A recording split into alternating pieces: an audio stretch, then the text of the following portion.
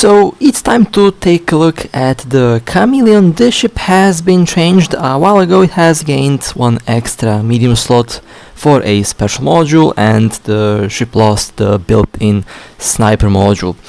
Now the Chameleon is a ship that I've had for a while but wasn't really using it because I always had a different ship to fulfill its role. Or I think it should be more accurate to say that I didn't have a specific purpose for this ship. For a drone boat I always used the Stratios or the RB, and for a chunky cruiser I always used something different. So unfortunately didn't really find a good place for this ship in my personal use at least. But the Chameleon is actually a really solid cruiser. Its role bonus is basically a combination between the Cover Tops and the Gila. It also has a special mode. The stats, the skill role bonuses will give you extra drone damage, medium drone damage, only medium drones, and you also get some electronic warfare as well as some missile damage. Now for the other stats, this is obviously a shield tank ship, although throughout my career in the game I've seen quite a lot of armor tank Chameleons, which is very bad, but yeah, don't armor tank a Chameleon, it's horrendous. It's a very bad thing to do with a shield tank ship. This is the build that I'll be using today. I think last time I was using a DPS build. Now I swapped the rigs into a more tank build. Here is the sniper tactical module. I never really found a good purpose for this particular module. I was never really a fan of the sniper module or the sniper special module on any ship in the game. That includes the Anubis, and that also includes the Chameleon. It slows down your ship, does give some decent stats, but for a smaller ship like a cruiser, for example, or a frigate, speed sometimes is very important, or should I say in most cases speed is important, and the sniper module will definitely cripple your speed. Although with this ship it could be a bit different because you do get a bonus on the tracking disruptor and the gunner disruptor, which in theory means that you will not be taking damage. You should not be getting hit even while slowed down, but at the same time I wouldn't be playing with that because that's kind of a risky thing to do. And here you can take a look at the rigs and classic dual large module build. Has a large battery and a large shield booster. The power grid is decently sized on this ship, but I still had trouble to fit all the necessary modules that I initially wanted to slap into this Chameleon. So let me just quickly adjust my modules. There we go. So what are the stats when it's active? 90,000 in shield, which is unfortunately a little bit less than the Enforcer. I say unfortunately, the Enforcer can easily get like 100,000, 150,000 hit points in defense, and that's a lot more than this ship. Although this ship does have probably the best shield resistance out of any faction cruiser. And with afterburner, almost 800 meters per second is the maximum velocity. I have some fuel, and now with the sniper mode engaged, you do get some good range on the drones. I actually do like the maximum range on the drones, but I feel like this range is a bit useless, because if you're fighting a sniper, I mean if you're fighting a ship that's close range or medium range, you will be at a disadvantage because you'll be slow and they will be able to approach you. So if that sniper module didn't slow you down as much as it does right now, then maybe it would be a bit different. But I guess if you're in a fleet, if you want to use this module, you can. But personally, I would use that extra medium slot for an extra web, extra scrambler, extra tracking disruptor. I feel like that will be a lot more beneficial for the ship than to have a sniper mod installed. Because honestly, I still don't really see a good use for the module in its current state, just because it gives so many drawbacks to the ship. I guess if you want a sniping build, okay, could be used, I guess, but it's a cruiser after all, not a battleship or not a capital ship. Mobility is a very important trait for smaller ships, and being slow for a cruiser in the current meta in the game, where you can get one shot by pretty much a frigate, yeah, I wouldn't be, maneuverability is still, I would say, a lot more important than anything else on a smaller ship. So that's at least how I view things regarding the sniper module. You could install a Sino. I actually used this particular Chameleon to Sino my revelation out of one low sec system to the other low sec system where I'm currently at. This is where my revelation is parked. I use this ship to Sino myself from one point to the other, and for a Sino boat it's actually decent. For a Sino bait ship also could be very decent if you slap a very tanky build on a Chameleon, and this thing can be really tanky. So if you want to use it as a Sino ship, Sino bait ship, you can do that quite easily. If you want to use this ship as a long range kite cruiser, you can do that as well. This is where the disruptors will probably kick in, since you have some very nasty implants that can enhance the effects of the tracking disruptor and the guiding disruptor by a lot, making the enemy's turrets or missiles be practically useless. I would say turrets are definitely a bit more affected than missiles, because missiles will eventually still hit you. With the tracking disruptors, if properly fitted with the proper setup, nothing will be able to scratch the surface of your ship. So that's the idea behind the RB that I'm using with the dual disruptors. You can do the same thing with the missile disruptors if you like, but I feel like it's a lot more effective against turrets at the moment. Will this affect drones? I've heard conflicting reports. Some say it does, some say it doesn't. From my personal experience, I did not notice it affecting drones. I would say if you apply tracking disruptor on a drone, it should work in theory, but I haven't noticed that it worked. I still get hit. Even when I tracking disrupt drones, they still do about the same damage. So that's one thing I noticed. Dual extended build or dual generator build is doable, but I would have to completely rework the ship, change the modules and such. But yeah, if you want to go with dual extenders or dual generators, you can. I would prefer a generator nowadays, because these ships have received a increased passive shield regeneration speed, which is good. The passive regeneration at the moment is okay. It will definitely recover your shield, but I feel like it will need a little bit more in order for it to be a not exactly a viable solution. I mean, it already is viable, it's been viable for a while, but if you want to, completely go full passive on the regeneration speed to rely on the regeneration speed, it has to be at least 30 to 50% faster in order for it to actually work the way most players would want it to work.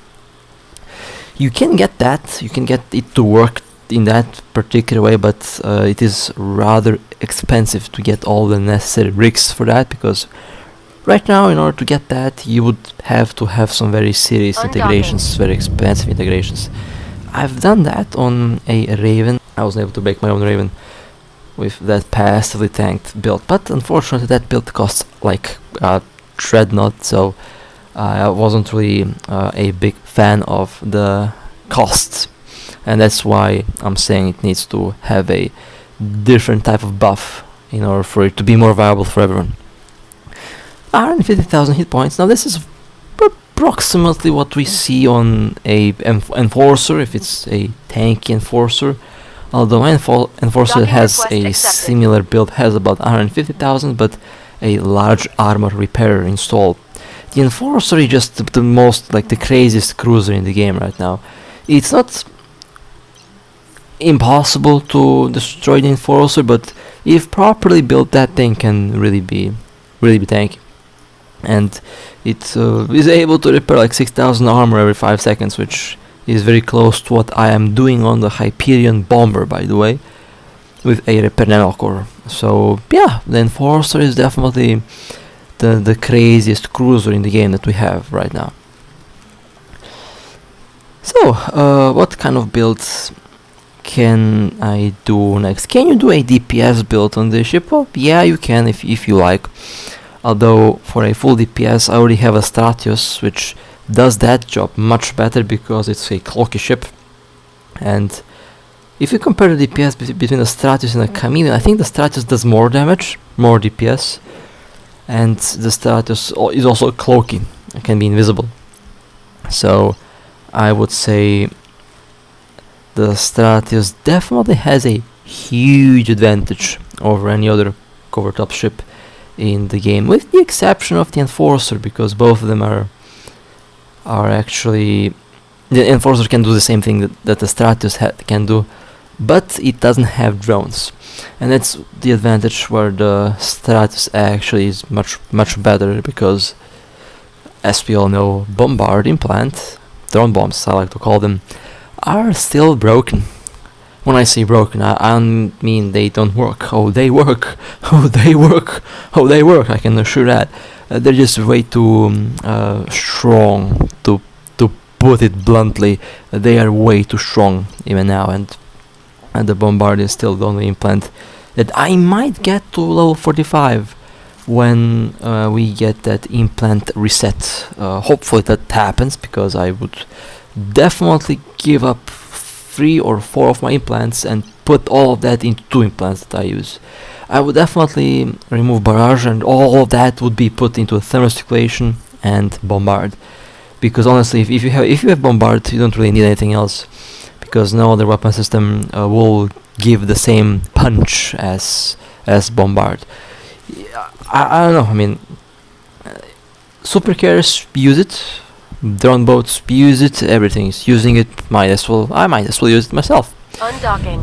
And yeah, I did go from, I started with drones, and I am back on drones. Full 360 degree circle through all the weapon systems in the game. Is that good? Is that bad? I have no clue and no idea. But all I know is Warp right drive now, if active. you're looking for a drone boat, yeah, Stratius probably looking to be the best drone boat cruiser, DPS wise, PvP wise, because it's just stealthy, and this ship is unable to instantly lock targets upon the cloaking, has a delay, same thing that the Cells has. The only 2 cruisers that can instantly lock upon the cloaking are the Enforcer and the Stratius. Everything else will require to wait a certain cooldown, which is not really good if you want to be completely stealthy, because when you decloak the target, you can see you and just warp off, and you can miss the target. With the Stratius, you can just decloak and tackle immediately. With these ships, you can't. With these ships, you have to do the warp out and decloak trick in order to attempt to catch anything. But tank-wise, you know, if we compare this ship to the Stratius, I would say that this ship might be tankier than the Stratius. At least tank-wise, this will probably win. Not because the Stratius is armor, but because this, I think, gets a better resistance bonus. If my memory serves me well, the Stratius gets a 20% bonus on level 5 for all damage types. This gets 5 per level, and that means 25% on level 25 on level 5. So technically you should get a 5% more resistance on the shield on this ship, although Stratius is definitely not a shield tank, it's an armor tank. But yeah, if we compare the stats, this ship should definitely have a lot more tank. I think it also has a lot more power grid, at least it feels like that, although fitting the Chameleon and fitting the Stratius is completely 2 different things. With the Stratius, you can make a tanky Stratius if you like, but that ship nowadays excels at being just a full DPS ship with a damage control. At most, a armor plate, I guess, would do more than enough. But for a Stratius, I honestly feel like going full DPS on that thing is usually the way to go, because most of the Stratius cruisers out there will have a lot of stabs anyway, so tank isn't really a big deal, and you also have the damage control and being stealthy. Most of the targets that you pick with the Stratius will get yeeted in seconds anyway, so tank isn't really a big thing on that ship. Because the ship can't really do the same thing the Stratius can, you can actually go with a more tanky approach, I guess. A tanky build or a kite build as well. Both work really well. It's honestly player preference at the end of the day. You can use any build that you like as long as it works with the ship. Drone wise, Stratius has 4 drones, which might actually be a bit better with the Bombard, and the Stratius is a full-on DPS, full-on drone DPS ship. This ship has bonuses on missiles and drones. But which implant should you be using on the? Well, I would say Bombard, obviously, because the missile implant is honestly a little bit funny to look at once you see how broken Bombard is. Definitely, if you don't have a Bombard, if you only have missile implant, okay, I can understand. Then you can just use the missile implant. But if you have missile implants and Bombard, just go with Bombard on this thing. It's going to be much better, much better. And now, can you do a glass Chameleon build? Obviously, yes, you can. You can replicate the classic DPS build or classic Covertops DPS build. It will work, and in most cases, I think most players would probably choose that because it just works. And for most cases out there for PvP or PvE, you don't really need a crazy tank, especially with cloaky ships. With this ship, I would say I would go with a tanky build. I'm leaning more towards a tanky build because it's not as stealthy as some of the other stealthy ships, but if you like a full-on chonky build, you can do that easily, no big deal, will work just fine. And surprisingly, this ship is a lot similar to the Celos in the way it feels, although the Celos probably a lot tankier. Not tankier, my apologies. The Celos is definitely faster, and it kind of suits my gameplay a lot more. After all, I've been flying angel ships for ages now, and the way the Celos works, it just works for me, for my case here. I also have the implant for it. Very fast in warp, very fast ship in general, but the cloak reactivation delay and the way the overall cloaking system works on both these ships is, I would say, about the same. The reactivation or the lock delay is a lot better on this ship, I believe, because it has bonuses for it. And funny enough, this is pretty much the only skill that I'm missing on this ship. I have the tank, I have all the necessary drone stuff, but I lack the electronic warfare stats for the Chameleon. Why is that the case? Honestly, I actually thought I had all the skills, but apparently not. Most likely because I have been skilling into a lot of different things lately, and probably just misplaced it or misclicked it, and or probably completely forgot about it, and that's how I'm still hacking that one expert skill for the Chameleon.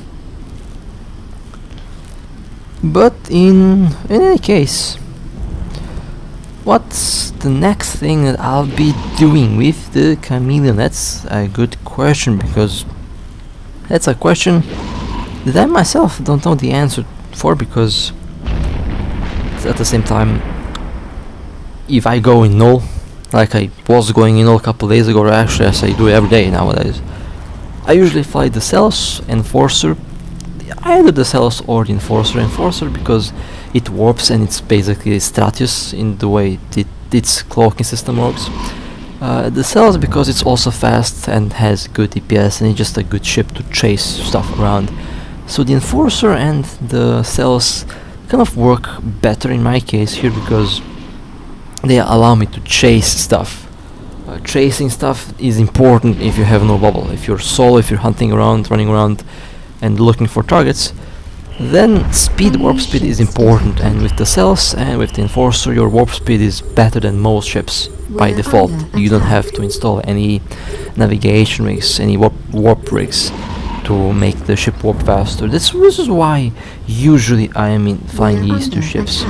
They're fast and they have good DPS, decent, not the best tank, because I usually fly them as only with one extender and only with a damage control, because in most cases that's the only thing I really need. Although with the Enforcer I'm slowly switching to a active armor tank build.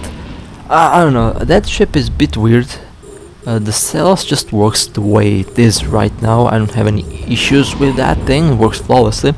But when I tried to use the Enforcer in the same way, it works, but it still felt a little bit odd. Didn't feel right to fly the Enforcer in such a way, and pretty much the reason why I went back to the drawing board to completely change the build on that ship. How will it work when I fly it again? I have no idea. That's a good question. I don't have the answer for it myself at the moment. We'll have to test it out. But the Cells has been doing really well. I have no complaints about the Cells. It works the way I build it to work, and I have absolutely no issues with it. We'll probably use the Enforcer more, because it has that one advantage over the Cells, and that's the lock. I can just be cloaked all day long and I don't have to worry about missing any targets. And also, almost forgot, the Enforcer has a much longer scrambler and point range, which allows me to actually be a bit safer when I am tackling ships I can orbit in a certain distance that will make my ship pretty much safe from enemy points and webs, cameras and stuff like that.